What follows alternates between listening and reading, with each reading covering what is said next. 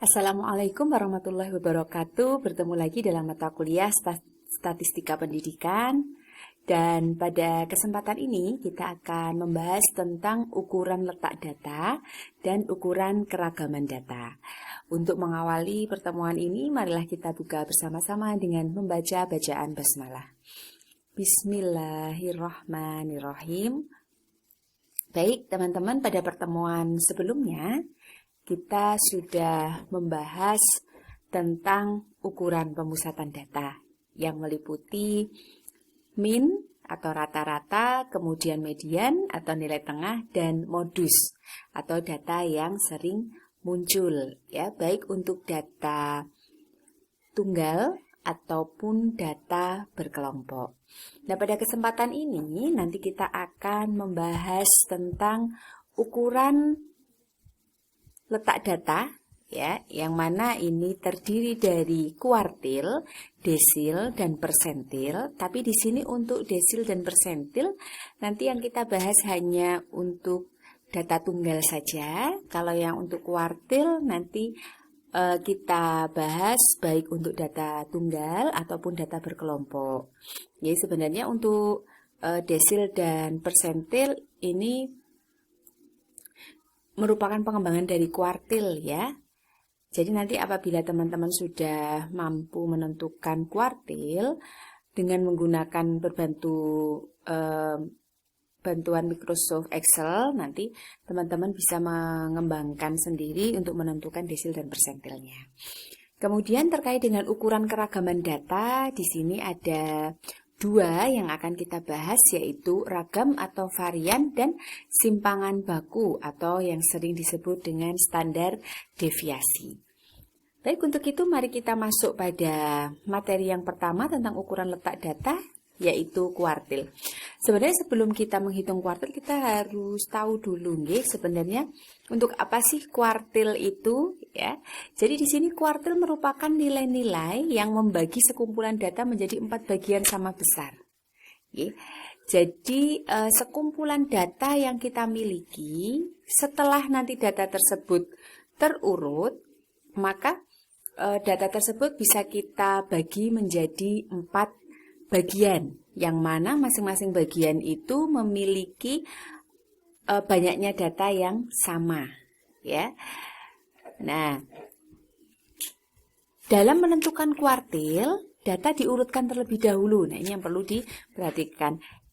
Berarti di sini untuk menentukan kuartil, desil ataupun persentil ini hampir sama dengan apa kemarin?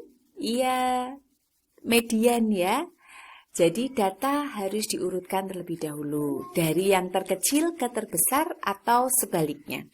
Nah, di sini terdapat contoh ada 16 data yang tersedia, ya, ada 16 data yang tersedia.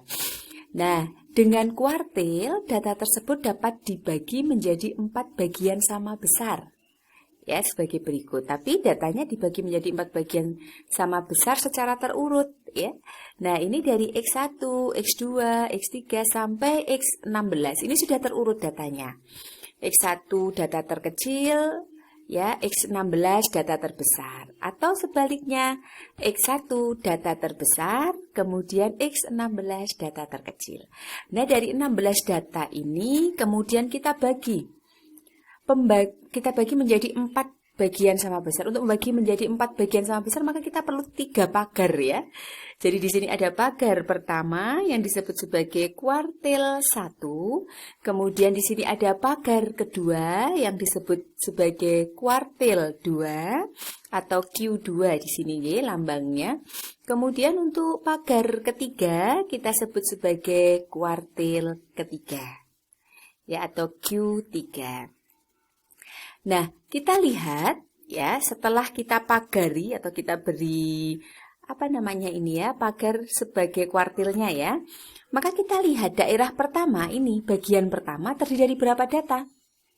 Betul sekali, terdiri dari 4 data. Bagian kedua sama, ya, 4 data. Bagian ketiga sama, 4 data juga. Bagian keempat sama juga, 4 data. Nah, itulah fungsi kuartil, yaitu membagi data menjadi 4 bagian yang sama besar. Nah, di sini kita contohkan, tadi kan kalau 16 data ini ya, 16 data mudah ya, karena kuartilnya berada di antara data ke-4 dan ke-5. Di sini kuartilnya berada di antara data ke-8 dan ke-9. Kemudian kuartil 3-nya berada di antara data ke-12 dan 13. Nah, sekarang untuk 18 data bagaimana? Nah, kalau untuk 18 data di sini untuk membagi data tersebut menjadi 4 bagian sama besar, maka kita bisa lihat. Oke, kita bisa lihat dulu bahwa kuartil pertama itu merupakan terletak di data ke-5. Kuartil kedua terletak di antara data ke-9 dan ke-10. Kuartil ketiga terletak pada data ke-14. Coba kita lihat pembagian datanya. Ternyata di bagian pertama atau daerah pertama itu terdapat 4 data. Daerah kedua, apakah 4 data juga? Iya, betul sekali ya. Di daerah kedua juga 4 data. Di daerah ketiga juga terdapat 4 data. Di daerah keempat juga terdapat 4 data. Ya. Nah, inilah yang disebut sebagai kuartil. Nah, kalau kuartil kedua di antara 2 data, maka ini nanti hasilnya adalah rata-rata antara data ke-9 dan ke-10. Atau data ke-9 ditambah data ke-10 dibagi 2. Kalau tepat di data ke-5 ya kuartilnya berarti data ke-5 atau X5 ini ya. Oke. Nah, ini tadi yang sudah kita bahas. Kita lihat juga dari contoh-contoh yang ada bahwa kuartil itu terbagi menjadi 3 bagian, yaitu kuartil pertama atau disebut sebagai kuartil bawah yang dilambangkan dengan Q1, kemudian kuartil kedua atau kuartil tengah dilambangkan dengan Q2, dan yang ketiga kuartil ketiga atau kuartil atas dilambangkan dengan Q3. Nah, rumus untuk data tunggal atau data tidak berkelompok itu QI, ya, I-nya nanti berjalan. Tergantung nanti teman-teman mencari apakah I-nya 1 ini, ya berarti Q1. Kalau I-nya 2 atau kuartil kedua, maka I di sini diganti dengan 2. Jadilah Q2. Kalau I-nya 3, maka teman-teman mencari Q3 atau kuartil ketiga. Jadi I-nya ini hanya 1, 2, atau 3. Nah, untuk menentukan QI itu sama dengan nilai yang ke I kali N plus 1 dibagi. Berikutnya kita masuk pada contoh soal ya. Jadi berikut ini adalah data upah harian dari 13 karyawan dalam ribuan rupiah. Ini ada, berarti di sini adalah 40.000, 30.000 dan seterusnya ya. Tapi ribuannya kita simpan saja untuk memudahkan kita menentukan kuartil. Kemudian tentukan nilai A kuartil 1 atau Q1 ya, kemudian B kuartil 2 atau Q2 dan C kuartil 3. Baik, di sini langkah pertama yang kita lakukan adalah mengurutkan data terlebih dahulu ya. Jadi ini diurutkan dulu. Data ini tadi diurutkan. Nah, ini data terurutnya. Kemudian N-nya adalah 13. Jadi kuartil 1-nya ini Q1 sama dengan nilai ke I dikali N plus 1. Jadi di sini karena Q1 maka I-nya diganti 1 ya. 1 dikali 13 tambah 1. Hasilnya adalah nilai ke 3,5. Ya, karena hasilnya 14 dibagi 4 itu adalah 3,5 ya. 3,5. Berarti kita cari data ke 3,5. Kalau data 3,5 berarti data tersebut terletak di antara data ketiga dan data keempat. Yang mana data ketiga ini adalah 40, data keempat 45. Jadi kita mencari rata-ratanya. 40 ditambah 45 ini ya dibagi 2. 42,5. Kemudian kuartil 2. Kuartil 2 di sini tinggal dimasukkan ke rumus sehingga 2 dikali 13 tambah 1. Hasilnya adalah 7 ya, data ke-7. Artinya kita hitung saja data ke-7 yang mana? 1, 2, 3, 4, 5, 6, 7. Jadi 60. Kemudian kalau kuartil ketiga ini data ketiga dikali 13 tambah 1 ya. 3 dikali 14. 3 dikali 14 hasilnya 42 ya. 42 dibagi 4 hasilnya adalah 10,5. Jadi nanti kuartil ketiga ini merupakan rata-rata dari data ke-10 dan ke-11 atau data ke-10 ditambah data ke-11 dibagi 2. Ya, data ke-10 ini ya. Data ke-11 ini 80 dan 85 dijumlahkan kemudian dibagi 2. Itu merupakan cara untuk mencari kuartil 1, 2, 3. Kemudian kita coba menggunakan Excel ya untuk data tunggal ini. Oke, ini saya copy dulu. Nah, untuk kalau datanya bentuknya seperti ini kita butuh saya butuh notepad. Oke, saya buka dulu notepadnya, saya pastekan di sini. Kenapa saya butuh notepad? Karena kalau saya mengkopikan data bentuk seperti ini di Excel, itu tidak bisa langsung. Jadi kalau coba ya, saya copy ini. Kemudian saya pastekan di sini. Oke. Nah, jadinya seperti ini. Dia terletak pada satu sel saja. Dia terletak di sini ya, bentuknya seperti ini.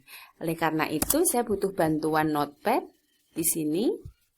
Data tadi saya pastekan di sini. Kemudian saya tekan, ini kan masih ada koma dan ini spasi ya. Untuk memudahkan saya buat dulu tab. Jadi teman-teman di sini, ini di akhir ini ya, teman-teman enter saja, terus kemudian buat tab. Sudah ya, dibuat tab. Nah, tab ini tadi TAB itu ya, TAB. Tombol TAB-nya diklik, kemudian ini di copy. Tab tadi di copy. Ya, klik kanan, copy. Kemudian teman-teman tekan CTRL H bersama-sama. Jadi di sini tekan tombol CTRL plus H ya. Jadi tekan tombol CTRL-nya ditekan, kemudian tekan lagi tombol H. Nah, akan muncul replace seperti ini.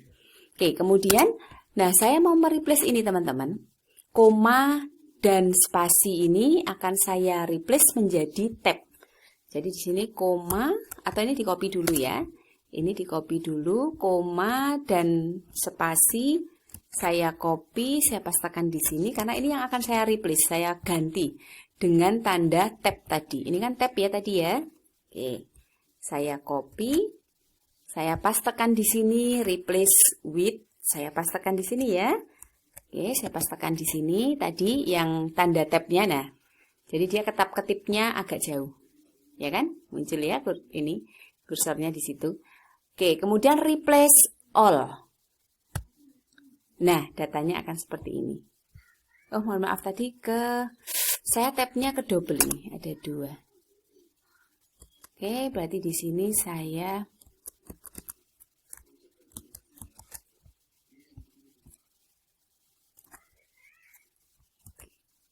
nah, ini saya replace lagi karena tadi kebanyakan.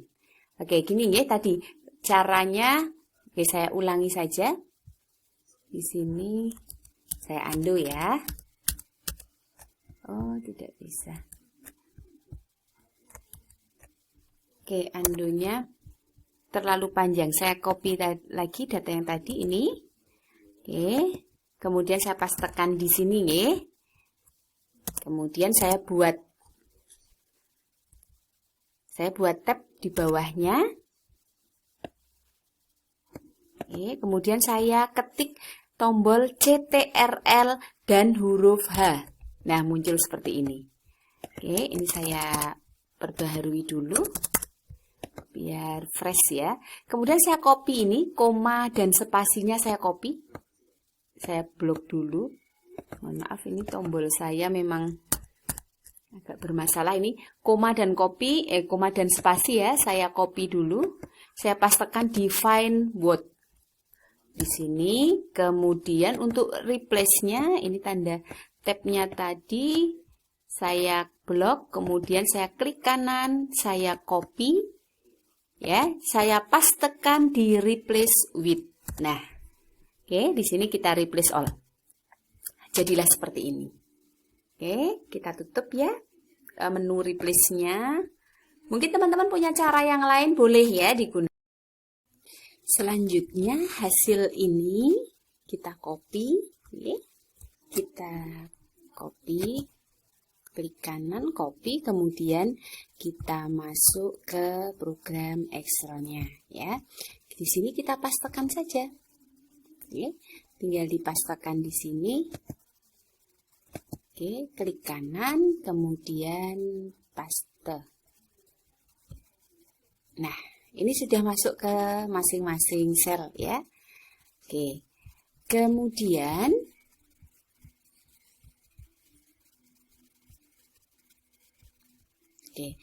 berikutnya ini boleh teman-teman bentuknya mendatar seperti ini, atau kalau mau turun maka teman-teman bisa bisa mempastekan di sini, klik kanan ya.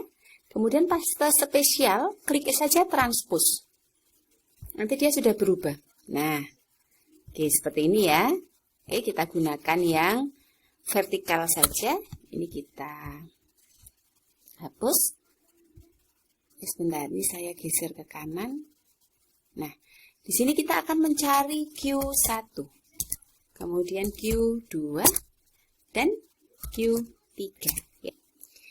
Selanjutnya kita akan menentukan kuartil 1 ya. Jadi di sini kita menggunakan rumus sama dengan kuartil. Ya, kita pilih yang EXC ya. Kita pilih yang kuartil EXC, kemudian kita select datanya.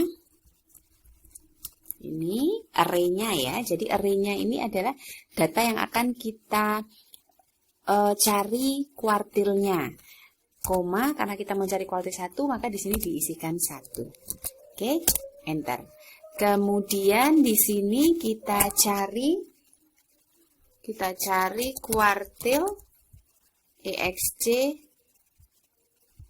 array, kemudian karena kita mencari kuartil 2 maka di sini diisikan 2. Untuk kuartil 3 sama ya. Oke. Kemudian kita pilih array-nya, koma 3. Nah, seperti ini ya.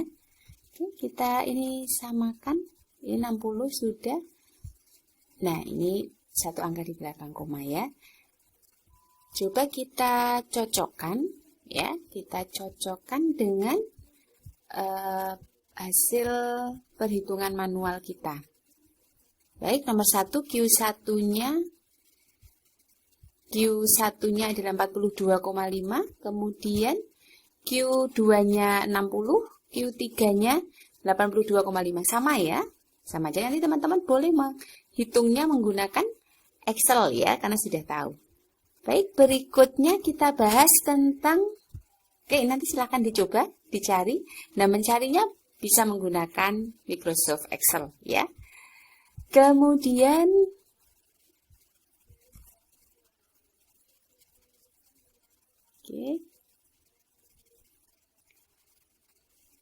kemudian kita akan membahas kuartil untuk data berkelompok. Nah, yang akan kita bahas untuk data berkelompok hanya kuartil saja ya. Nanti yang lainnya itu bisa dipelajari sendiri. Tapi itu di luar materi yang kita bahas ya. Untuk kuartil data berkelompok di sini ada rumusnya yang bisa kita gunakan, karena kalau data berkelompok kita kan memiliki kelas interval ya. Kelas interval ada tepi bawah, ini ada batas bawah, kemudian bisa kita ketahui tepi bawahnya, ada frekuensinya, kemudian ini untuk membantu ini dibuat kolom frekuensi kumulatif. Nah, seperti apa menentukan kuartil data berkelompok? Ini rumusnya QI. Jadi nanti kuartil itu kan ada 3 ya. Jadi I-nya di sini adalah 1 sampai 3. Kemudian LO ini adalah tepi bawah kelas kuartil. C-nya adalah panjang kelas atau lebar kelas ya. Kemudian I ini merupakan indeks kuartilnya, apakah 1, 2, 3. N-nya adalah, ini I dikali ya, I dikali N. N-nya adalah banyaknya data atau frekuensi, total frekuensinya dibagi 4, dikurangi F, frekuensi kumulatif kelas sebelumnya ya. Oke. Kalau F kecil ini adalah frekuensi kelas kuartil. Baik, kita coba untuk menentukan Q1, Q2, dan Q3 dari data berikut. Ya.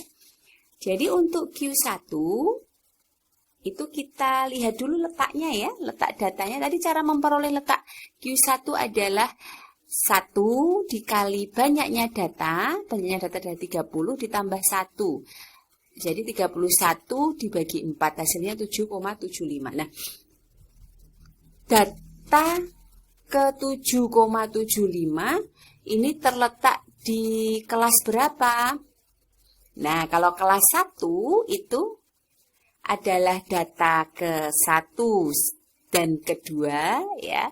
Kalau kelas 2 ini kan ada 10 ya frekuensi kumulatifnya, artinya dia adalah data ketiga. Jadi setelah 2 ini kan bilangan setelah 2 ini kan 3 ya.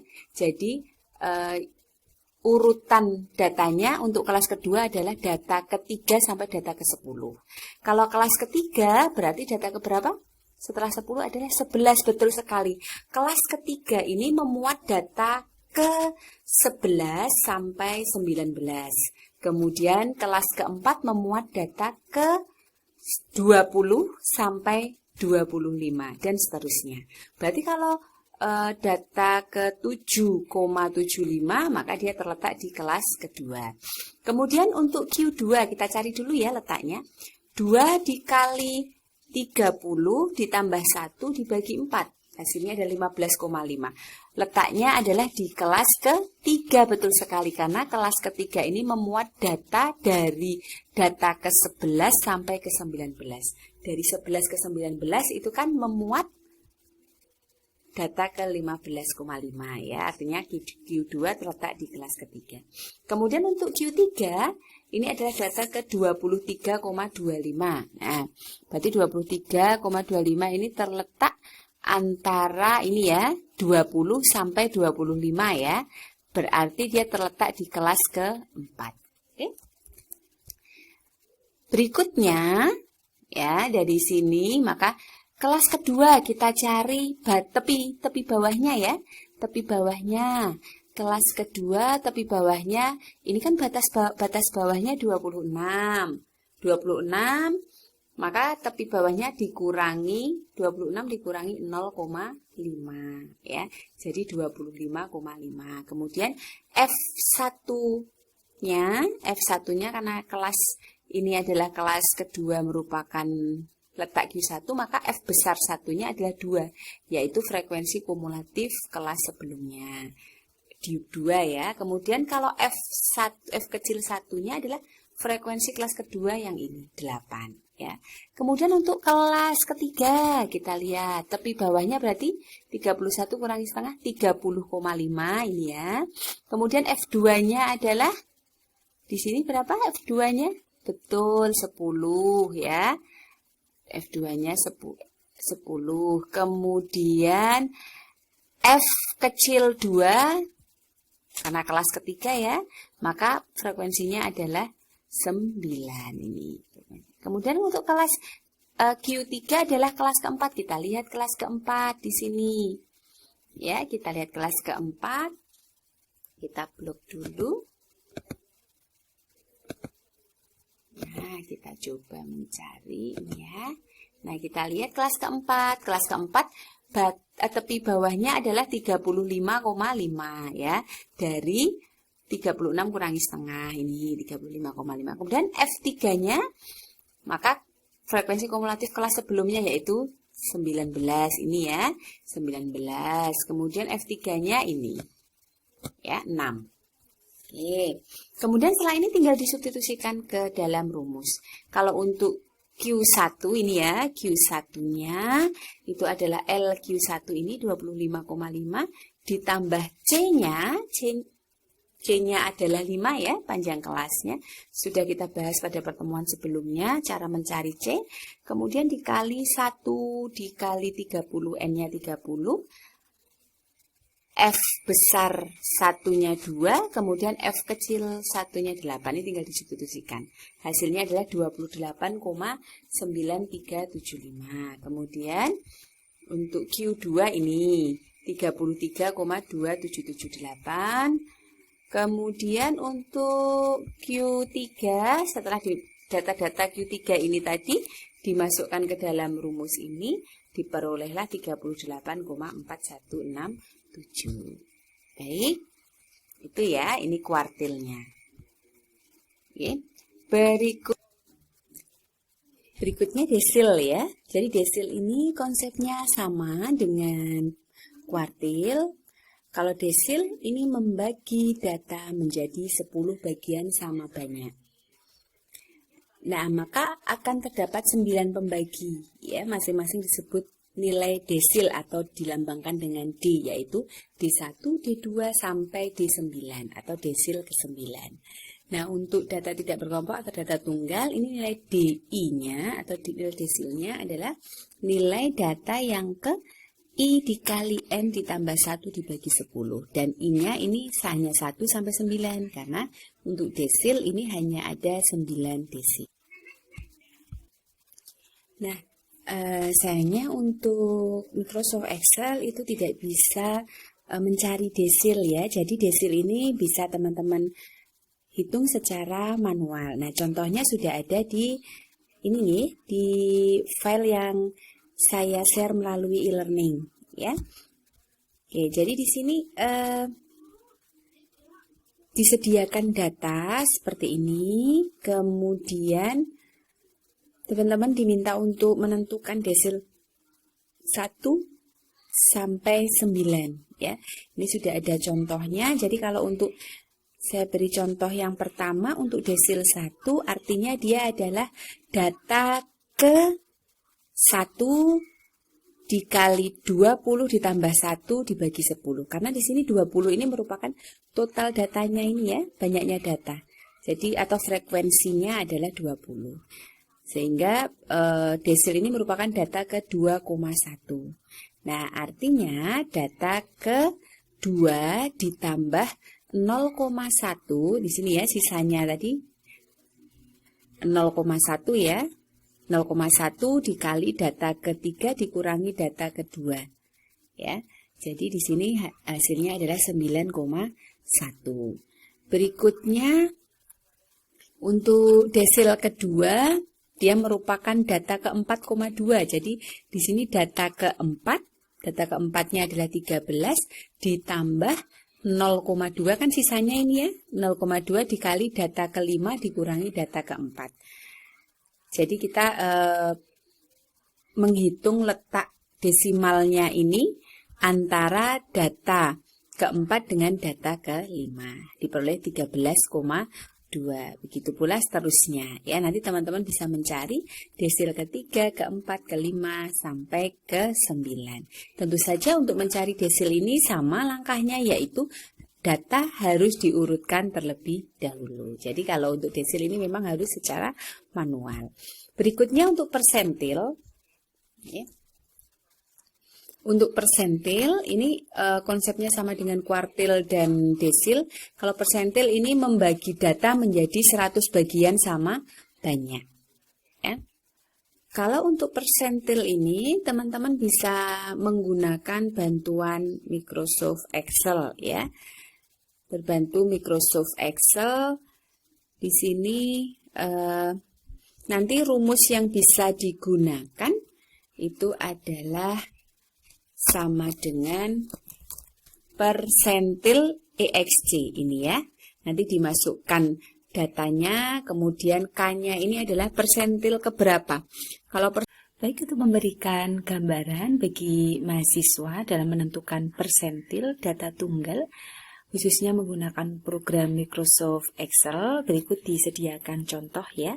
Jadi ini data ini merupakan data yang kemarin teman-teman susun tabel distribusi frekuensinya. Ini saya gunakan kembali ya. Jadi di sini ada data 117 skor persepsi siswa SMA Al-Azhar terhadap penggunaan media komputer. Nah, di sini ada 117 data ya, atau 117 nilai. Kemudian teman-teman diminta untuk menentukan persentil 1, persentil 12, persentil 25, persentil 50, persentil 75, kuartil 1, 2, dan 3. Mari kita coba menggunakan program Excel ya. Untuk menggunakan program Excel, data yang ada di tabel ini nanti bisa teman-teman copy ya. Di copy seluruhnya, kemudian dipastekan di Microsoft Excel ini. Nanti semua file ini akan saya share kepada teman-teman untuk memudahkan dalam menentukan kuartil maupun persentil. Baik, di sini datanya sudah saya pindahkan ya. Kemudian kita akan menentukan persentil 1. Nah, rumusnya adalah sama dengan persentil EXC ini ya, persentil EXC. Kemudian kita select di sini kan ada array ini ya. Array, kemudian kita pilih dulu array, maka kita pilih datanya. Oke, sebentar, ada kesalahan. Nah, di sini kita ambil datanya ya. Kemudian kita ambil K-nya. Nah, K-nya ini kita tidak memasukkan 1, 2, 3 sampai 99 ya. Tapi kita memasukkan, misalkan kita mau mencari persentil 1, maka 1 per 100 hasilnya adalah 0,01. Berarti di sini 0,01. Nah, ini saya 0,01 ya, karena memang Excel saya untuk tanda koma itu untuk menyatakan desimal itu dibatasi oleh tanda titik. Nanti tergantung komputer dari masing-masing mahasiswa ya. Ada yang tetap menggunakan koma, ada yang menggunakan tanda titik. Kita enter. Nah, berarti persentil 1 adalah 31. Kemudian persentil 12 masih sama caranya. Ini nih persentil. Nah, ini persentil EXC, array-nya kita ambil, data yang akan kita cari persentilnya. Sebentar. Nah, ini ya, array-nya ini. Oke. Kemudian K-nya adalah karena dia persentil 12, maka 12 dibagi 100 hasilnya adalah 0,12 ya. Oke. Saya enter. Ketemu 40. Nah, kalau misalkan saya mencari dengan rumus seperti ini, sama dengan persentil EXC ini ya. Saya ambil array atau daerah yang akan dihitung, kemudian saya masukkan 12, maka dia tidak akan muncul. Ya, kalau saya masukkan 12 ini, maka dia tidak akan muncul. Yang K ini nilainya adalah, ya ini kan tidak akan muncul ya. Jadi K di sini untuk persentil, ini kan kita diminta memasukkan nilai K ya. Nah, nilai K ini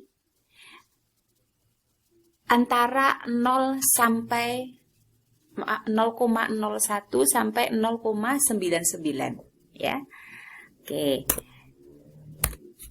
Jadi di sini untuk P persentil 12 adalah 40. Nah, ini saya copy saja. Rumusnya ini saya copy. Oke, sampai sini ya. Saya copy, ini rumusnya untuk memudahkan. Oke, escape ESC ya untuk keluar rumus. Ini sama dengan, saya pastekan rumusnya. Nah, array-nya sudah sama ya. Karena yang dicari adalah persentil 25, maka 25 dibagi 100, hasilnya 0,25. Oke, kemudian lagi di sini. Nah, saya pastekan rumusnya. Persentil 50 adalah 50 dibagi 100, hasilnya adalah 0,5 ya. Berarti di sini 0,5. Kemudian 75, maka persentil array-nya sudah. Di sini kita ketikkan 0,75. Kemudian kita mencari kuartil 1 ya. Kuartil 1 sama ya dengan yang sebelumnya. Rumusnya kuartil EXC, array-nya ini. Oke. Kita select, kemudian kuartilnya adalah 1. Ya. Oke. Sebelumnya saya copy dulu rumusnya biar cepat. Nah, ini saya enter, nah 44.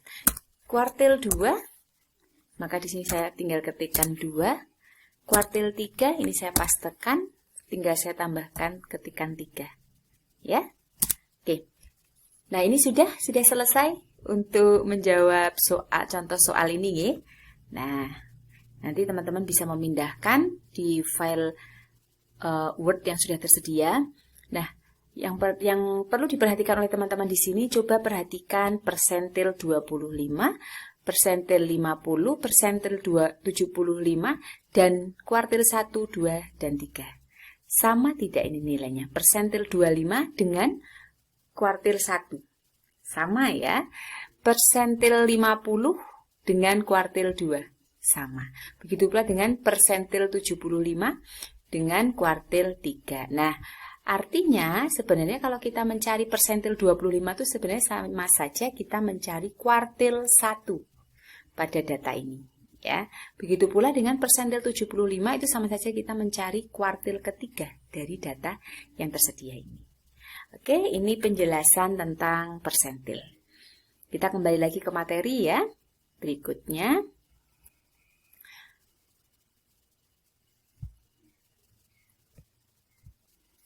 Nah, selanjutnya kita masuk pada keragaman ya. Ragam atau di sini disebut sebagai varian ya. Oke. Ragam ini atau varian merupakan rata-rata kuadrat dari beda setiap skor terhadap min-nya. Jadi tentu saja kalau untuk mencari varian kita perlu mengetahui min-nya ya. Min-nya terlebih dahulu itu kalau secara manual. Tapi kalau menggunakan bantuan Microsoft Excel maka kita bisa langsung menentukan ragam atau varian dari sekumpulan data. Kemudian terdapat dua macam varian di sini, yaitu MSD atau mean squared deviation atau estimasi yang bias terhadap varian populasi, ya disingkat dengan S besar kuadrat atau S besar. Kemudian ada estimasi near bias, unbiased estimate atau dari varian populasi, biasa disingkat dengan S kecil. Oke. Kemudian di sini untuk menghitung MSD dengan S besar dikuadratkan dan varian near bias dengan S kecil dikuadratkan. Nah, kalau ini untuk S besar kuadrat ini adalah nilai XI dikurangi X bar dikuadratkan ya. Sigma dari XI dikurangi X bar kuadrat dibagi N. Nah, kalau di sini untuk S kecil kuadrat itu adalah pembaginya N dikurangi 1. Dan biasanya ini digunakan untuk sampel ya. Untuk menghitung sampel itu memang N dikurangi 1. Ini pembaginya N dikurangi 1. Oke, itu ragam. Kemudian berikutnya standar deviasi. Kalau standar deviasi ya tinggal akar dari ragam. Ya, jadi kalau tadi ragamnya adalah S kuadrat, nah kalau standar deviasi itu merupakan akar dari S kuadrat. Tentu saja varian ataupun standar deviasi itu sama-sama melihat penyimpangan dari min-nya atau rata-ratanya. Ya, oke ini. Kemudian kita masuk ke, baik teman-teman, ini merupakan contoh soal varian dan standar deviasi. Di sini untuk terdapat 6 data ya, 6 data 6, 8, 6, 8, 9, dan 10. Nah di sini 6 ini merupakan X1, 8 merupakan X2, sampai 10 merupakan X6. Nah teman-teman diminta untuk mencari varian, apakah S besar atau S kecil yang digunakan? Kalau kita berbicara tentang data yang disediakan, maka diasumsikan itu merupakan data sampel. Ya, jadi yang digunakan adalah S kecil. Ya, S kecil. Jadi nanti rumusnya pembaginya bukan N saja, tapi N-1. Oke, ini menggunakan rumus. Ya, jadi kita mencari dulu rata-ratanya. Kemudian kita peroleh rata-ratanya adalah 7,83. Selanjutnya kita masukkan ke dalam rumus varian. Nah, di sini untuk variannya adalah data pertama kan tadi 6 ya, 6 dikurangi rata-rata dikuadratkan, ditambah data kedua yaitu 8 dikurangi 7,83 dikuadratkan, tambah sampai data ke-6 dikurangi rata-rata dikuadratkan, dibagi banyaknya data dikurangi 1, yaitu 6 min 1. Hasilnya adalah 2,567. Sedangkan standar deviasinya tinggal hasil S kuadrat ini di akar. Ya, akar dari 2,567 sama dengan 1,602. Itu ya. Kemudian kita coba menggunakan Excel. Ya, menentukan standar deviasi menggunakan Microsoft Excel. Baik, untuk data yang tadi tersedia ya 6, 8, 6, 8, 9, 10 ini kan datanya, kan kita cari variannya menggunakan Microsoft Excel. Nah, rumusnya adalah var ya. Varian ini banyak var ya. Tapi kita pilih yang sampel. Nah, kalau var P ini adalah varian untuk populasi yang tadi S besar. Tapi karena di sini data yang tersedia tidak disebutkan sampel atau populasi, maka kita gunakan yang sampel. Jadi di sini kita pilih var .s ya. Kita pilih ini. Kemudian di sini number 1 ini adalah data pertama, data kedua dan seterusnya. Maka kita select datanya di sini. Kita klik, tahan sampai bawah ya, sampai data ke-6, kita enter.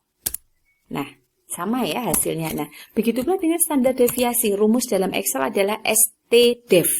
Ini ya, stdev .s. Kita ambil yang untuk sampel. Oke, kita select juga datanya. Kita klik kiri, tahan, tarik ke bawah. Oke, kita enter. Hasilnya sama ya.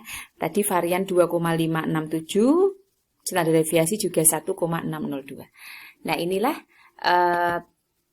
beberapa langkah yang bisa kita lakukan menggunakan Microsoft Excel ya, untuk menentukan ukuran letak data ataupun ukuran keragaman data.